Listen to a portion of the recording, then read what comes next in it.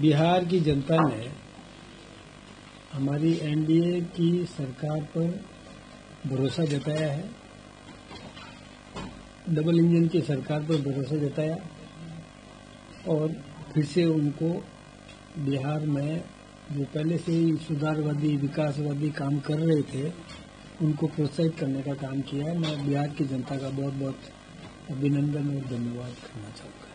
ऐसा बिहार की जीत से हम अब ये मान सकते हैं विपक्ष बार एसआईआर और वोट चोरी के तमाम जो आरोप कर रहा था उनको विराम लग जाएगा और एसआईआर पे एक तरीके से बिहार की जनता ने मुहर लगा दी। हाँ, बिहार की जनता ने मोहर लगाई। कांग्रेस ने बहुत भ्रम पैदा करने की कोशिश की थी, बिहार की जनता ने उनको नकार दिया। कांग्रेस सिमट करके आ गई 2-3 सीटों पर। अंतर उपचुनाव के रिजल्ट को किस तरह देख रहे हैं? बीजेपी अपनी जीत मान रही है? नहीं, बीजेपी अपनी जीत नहीं मान रही है, बीजेपी अपनी हार मान रही है।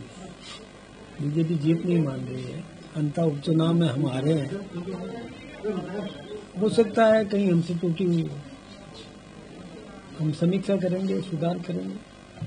तो पार्टी के कुछ बड़े नेताओं को वहाँ ना जाना भी नहीं, ऐसा नहीं है। नेताओं की ड्यूटी हम लगाते हैं, जहाँ कहीं भी लगानी होती थी हमने लगाई है। जिसकी जहाँ जरूरत है वहाँ उसको लगाया। किसी को बिहार में भेजना था, किसी को राजस्थान में अंता में भेजना था, किसी को क्या काम करना था वो हम लोग तय करते हैं। इसलिए सारी जवाबदारी समझो तो किसी की तो हमने हमारी है। विपक्ष बार बार इस अंतर उपचुनाव की हार को वसुंधरा जी के ऊपर डालते हैं कि उनका राजनीति वो खुद डालने की कोशिश करते हैं। वो अलग अलग देखते हैं। हमारी कॉमन रेस्पॉन्सिबिलिटी है। मेरी जवाबदारी जब मैं ले रहा हूं तो दूसरे की जवाबदारी लेने की जरूरत क्या है, देने की जरूरत क्या है। जब मैं खुद कह रहा हूं कि ये कहीं ना कहीं हम कांग्रेस के द्वारा फैलाए गए भ्रम को जनता तक पहुंचा नहीं पाए होंगे, हम जागृति कर नहीं पाए होंगे, इस कारण से ये स्थिति बनी है। जब बिहार में हम जीत रहे हैं तो अंतर में हारते क्यों? इसके 2 कारण हो सकते हैं कि अंतर की जनता ये जानती है कि यहाँ से सत्ता परिवर्तन तो होना नहीं है, सत्ता तो बरकरार रहेगी, एक सीट से क्या फर्क पड़ता है। इसलिए किसी न किसी भ्रम में आ गए। किसी ने क्या तरीका अपनाया उसमें आ गए।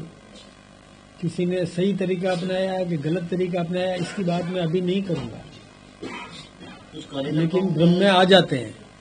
अब मैं ये बात तो नहीं कह सकता कि किसने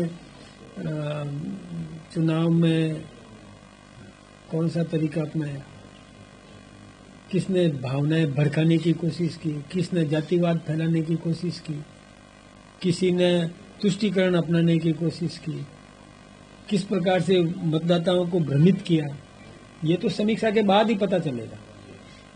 लेकिन मैं जल्दबाजी में ये नहीं कहना चाहता, लेकिन कांग्रेस ने सभी हथकंडे अपनाए हैं। सीधा तौर पर मैं कहूं तो जातिगत विद्वेष फैलाने का काम भी किया, चुनाव को जातियों में सिमट करके रख दिया, विकास गौण हो गया। एक सेवक को चुनने का अवसर वहां की जनता को मिला था। एक सामान्य परिवार के व्यक्ति को उच्च स्तर तक पहुंचाने का अवसर उस जनता को मिला था। एक स्थानीय सेवक जो वहां 24 घंटा उसी क्षेत्र में रहता है उसको चुनने का वहां की जनता को अवसर मिला था। लेकिन जनता ने निर्णय किया, वो जनादेश है, वो हम स्वीकार करते हैं, लेकिन ये अवसर जनता ने खो दिया। कार्यकर्ताओं में एक चर्चा चल रही है कि टिकट वितरण में जल्दबाजी की गई। जल्दबाजी नहीं, देरी की गई। प्रत्याशी के चुनने में हाँ, देरी की गई। लास्ट नॉमिनेशन में उसने नॉमिनेशन फाइल किया है क्या?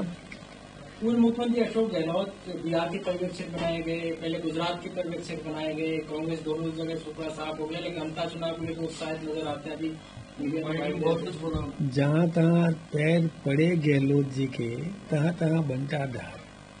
ठीक है, चल। वैसे एक